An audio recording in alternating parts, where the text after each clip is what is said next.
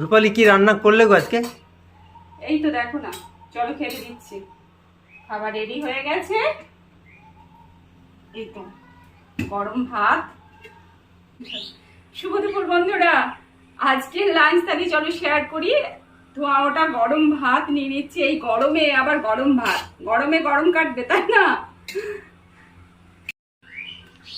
ভাত সাজিয়ে নিয়েছি গরম গরম, তার সাথে নিয়ে নিচ্ছি স্যালাড নিচ্ছি, আর বানিয়েছি করলা ভাজা। করলা ভাজা বানিয়েছো? হ্যাঁ খুব ভালো হয়েছে। হ্যাঁ, জানি তো করলা ভাজা তোমার ভীষণ পছন্দের, ওই জন্যই তো বানিয়েছি।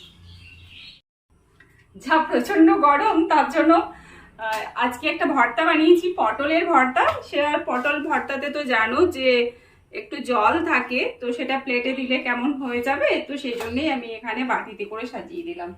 তুমি কাতলা মাছটা এনেছিলে, সেটার আমি ঝোল বানিয়ে দিলাম। কাতলা মাছের সঙ্গে দিয়েছি পেঁপে, গাজর, আলু, কাঁচা কলা দিয়ে ঝোলটা বানিয়েছি। দারুণ হবে খেতে এটা। তো দেখো, এই ঝোলটা খেতে ভীষণই টেস্টি হবে। সবজিগুলো গলা গলা হয়ে গেছে, আর তার সাথে এই ঝোলটা, বুঝতে পারছো মানে কতটা টেস্টি হবে।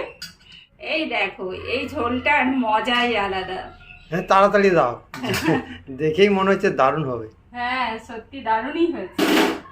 আর লাস্ট পাতের জন্য এক ফালি করে হেমসাগর আম।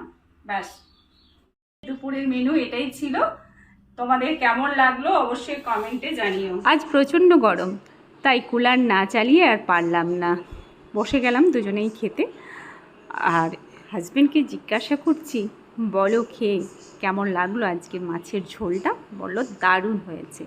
আমি বললাম তাই।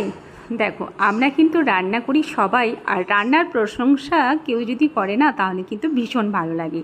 কি বন্ধুরা, ঠিক বললাম তো? তো চলো খাওয়া শুরু করলাম।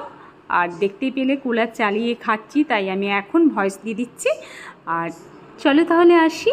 আর এই গরমে খুব সাবধানে থেকো। টাটা, সকলে ভালো থেকো।